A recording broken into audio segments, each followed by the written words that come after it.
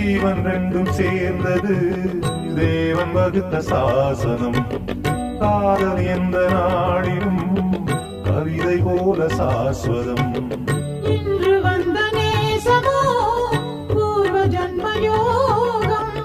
இன்னும் 7 ஜன்மமும் வளரும் இந்த யாகம். மீண்டும் மீண்டும் பூமியில் தோன்றலாம். காதல் ஓவியம் பார்வையில் தீட்டலாம். பிரிவு என்பதே உறவுக்காகத்தான் கண்ணே.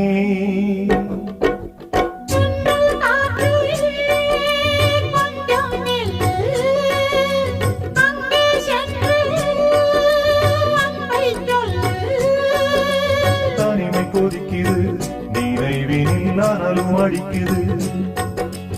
இதயம் துடிக்குது, துணை வரத்தான். சென்றல் காற்றே கொஞ்சம் நில்லு.